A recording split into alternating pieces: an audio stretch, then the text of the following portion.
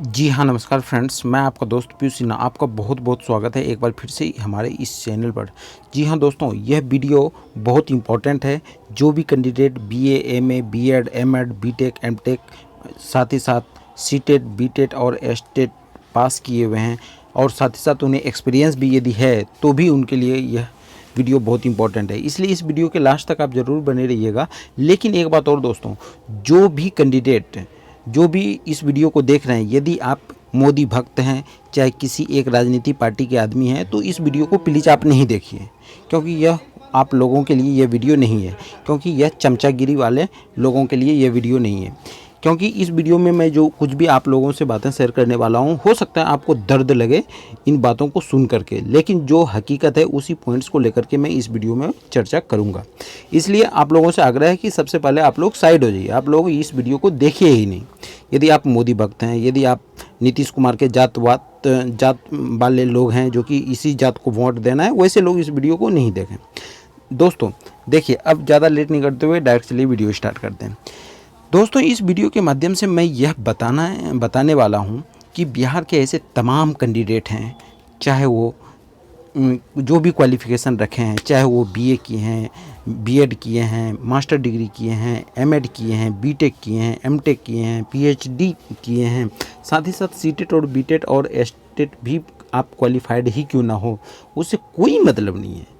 नीतीश कुमार को सिर्फ और सिर्फ यदि कुछ मतलब है, यदि ये बिहार के सीएम हैं, इसे सिर्फ एक ही चीज़ का मतलब है, ये 5 साल किसी न किसी तरह अपने गद्दी पे बैठे रहना और इसे पूरा करना, और फिर अगला 5 साल वो कैसे इलेक्शन में जीतेंगे ये इनकी प्रक्रिया पर कार्य करना, इनका काम यही है।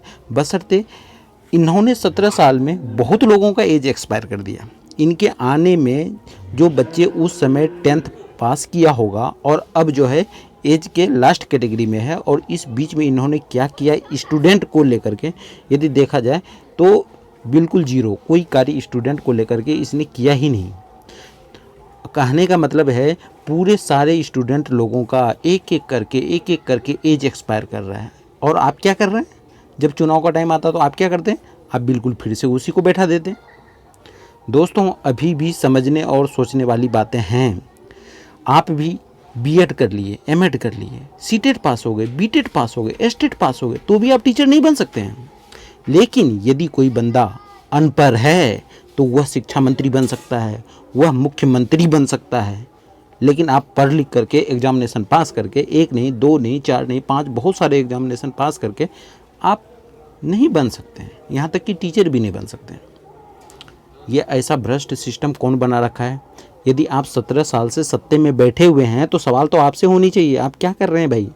और बोलते हैं डिजिटल इंडिया, डिजिटल इंडिया में कौन से स्कूल में आपको एक कंप्यूटर टीचर है, ज़रा बताइए। जबकि सारे स्कूल में एटलीस्ट 1 टीचर होना चाहिए डिजिटल इंडिया के अकॉर्डिंग। यदि 1 टीचर भी होता है तो ऑल ओवर बिहार में जितने भी स्कूल हैं सारे में एक एक टीचर रहेंगे कंप्यूटर वाले, तो ऑलरेडी सभी फुलफिल हो जाएंगे।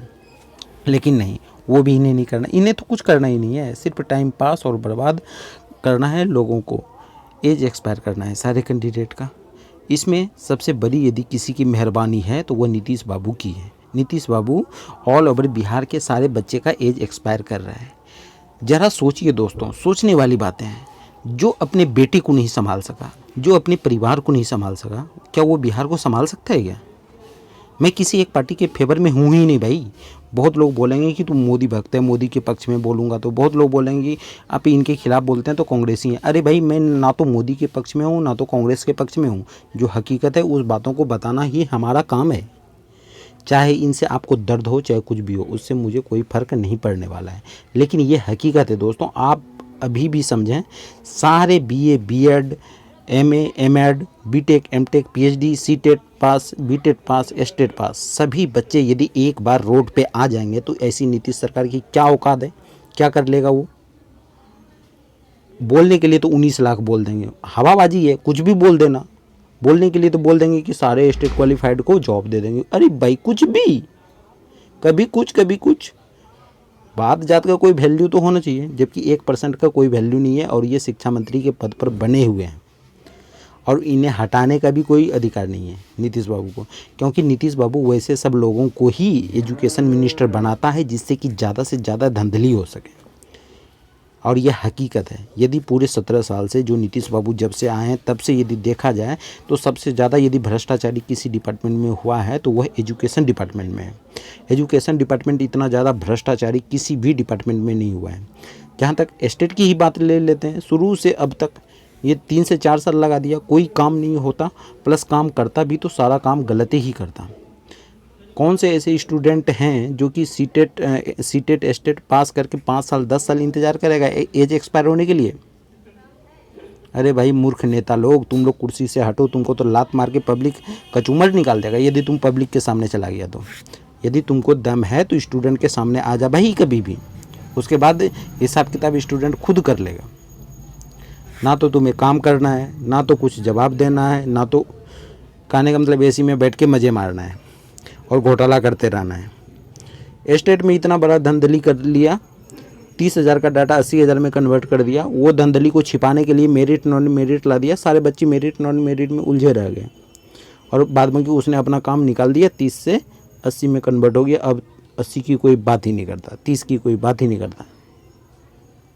तो प्रॉब्लम एक नहीं है दोस्तों, ये सब अनपढ़ लोग जो ऊपर पहुंच जाते हैं, पढ़े लिखे लोगों को बेवकूफ़ बना करके अपना 5-5 साल निकालते हैं। इसलिए इन बातों को आप लोग समझिए और सारे एडुकेटेड लोग, दैट मीन्स सारे स्टूडेंट जो भी हैं बिहार के एजुकेशन डिपार्टमेंट से, शिक्षा विभाग से मांग करें कि भाई जितनी भी एस्टेट पास हैं बच्चे सभी को ज्वाइनिंग तुम दो एनी हाउ। क्यों नहीं दोगे भाई? ये पास तो तुमने ही किया है ना, और तुमने ही तो बोला था ना। और यहाँ पे फिर से कुछ चमचे लोग जो है वीडियो के कमेंट में कमेंट करेंगे कि merit non merit, merit non merit. अरे मूर्ख कहीं का, तुम लोग भी अनपढ़ जैसा शिक्षा मंत्री की तरह हो गए हो क्या? मेरिट नॉन मेरिट चिल्लाते रहने से चिल्लाते रह भाई, एज एक्सपायर जब तक नहीं हो जाए तब तक चिल्लाते रह, कुछ नहीं मिलने वाला है भाई। इतना दिन से क्या कर रहा है तुम लोगों को पता नहीं। इसलिए मेरिट नॉन मेरिट भूल से भी वीडियो के कमेंट में आप लोग नहीं कीजिएगा, क्योंकि मैं पहले ही बोल दिया हूँ कि वैसे लोग इस वीडियो को देखें ही नहीं। हो सकता है दर्द लगेगा, मिर्ची लगे, क्योंकि शिक्षा मंत्री जो कार्य कर रहा है यह बिल्कुल भी एडुकेटेड जैसा कार्य नहीं कर रहा है। शिक्षा मंत्री बनने के लिए कोई क्वालिफिकेशन नहीं होता। अनपढ़ लोग शिक्षा मंत्री बन सकते हैं, अनपढ़ लोग हेल्थ मिनिस्टर बन सकते हैं। जिसको कि डॉक्टरी का कुछ नॉलेज नहीं है, MBBS का कुछ नॉलेज नहीं है, वो हेल्थ मिनिस्टर बन जाएगा। ये कहाँ का रूल है भाई? इस बातों से कितने % लोग सहमत हैं? 1% लोग भी सहमत नहीं होगा कि ऐसा होना चाहिए, बनना चाहिए। यदि आप लोग हमारी बातों से सहमत हैं जो मैं बोल रहा हूँ तो वीडियो को लाइक कर लिया कीजिएगा। दोस्तों आप लोगों को क्या लगता है, शिक्षा मंत्री जैसे अनपढ़ लोग शिक्षा मंत्री बन सकते हैं, लेकिन इतने ज़्यादा पढ़े लिखे क्वालिफिकेशन वाले लोग टीचर नहीं बन सकते? इसका सिर्फ और सिर्फ एक कारण है। वह कारण ये है कि एक ही इंसान को यदि आप किसी गद्दी पर बैठा दीजिएगा इतने लंबे टाइम तक, खास करके 17 से 20 साल तक, तो उन्हें पता है जब मैं कोई कार्य नहीं करता हूँ तो भी मैं CM बन जाता हूँ, तो काम करने का क्या ज़रूरत है भाई? अब तो मैं जीत गया, अब मैं काम क्यों करूँ? अगला बार जब चुनाव से पहले 1 साल पहले मैं थोड़ा बहुत काम करूँगा, फिर वोट लेकर के जीत जाऊँगा, बस काम ख़त्म है। इनका बस यही चाल है। मैं सारे स्टूडेंट से आग्रह करना चाहता हूँ दोस्तों, अब भी टाइम है। जल्द से जल्द शिक्षा मंत्री हो नीतीश कुमार हो, सबको एक साथ इन लोगों को इतना ज़्यादा प्रेशर बनाइए ताकि 80,000 यदि डाटा इसने दिया है तो 80,000 को एक साथ तुम ज्वाइनिंग कराओ, चाहे जैसे कराओ भाई। ये तुम्हारी हेडेक है। तुम शिक्षा मंत्री अनपढ़ जैसा बयान दे देगा, कहाँ का बात बनता है भाई? शिक्षा मंत्री कुछ भी बोल देगा। तो इसलिए हद से ज़्यादा जो है सभी लोग एक साथ मिलकर के प्रेशर बनाए हैं तो ही कुछ हो सकता है, अदरवाइज नहीं तो मेरिट मेरिट चिल्लाते रहें, ज़िंदगी बीत जाएगा, एज निकल जाएगा, उसके बाद लोगों को दिखाते रहिएगा मैं मेरिट में हूँ, मैं मेरिट में हूँ, कुछ नहीं होने वाला है उसके बाद। समझ गए ना? यदि आप हमारी बातों से सहमत हैं दोस्तों तो इस वीडियो को लाइक और शेयर भी हद से ज़्यादा कीजिए। जितना ज़्यादा शेयर कर सकते हैं उतना ज़्यादा शेयर कीजिए और सभी बच्चे एक साथ आकर के अपनी मांग को आगे बढ़ाइए ताकि जल्द से जल्द इन्हें इस महीने, इस साल हर एक को ज्वाइनिंग देना पड़े। क्योंकि 80,000 कौन सा बड़ा डाटा है भाई? जब आपके पास इतने ज़्यादा सीट पड़े हुए हैं तो 80,000 कोई बड़ा सीट तो होता नहीं ना। दोस्तों यदि आप हमारी बातों से सहमत हैं तो इस वीडियो को लाइक और शेयर कीजिएगा, और साथ ही साथ यदि अब तक आपने हमारे चैनल को सब्सक्राइब नहीं किया है तो चैनल को सब्सक्राइब करके हमारे परिवार का हिस्सा ज़रूर बन जाइए। तो दोस्तों इस वीडियो में बस इतना ही, मिलता हूँ फिर नेक्स्ट वीडियो में और अच्छी जानकारी के साथ। आपको वीडियो देखने के लिए बहुत बहुत धन्यवाद तहे दिल से। तब तक के लिए थैंक यू सो मच। जय हिंद दोस्तों।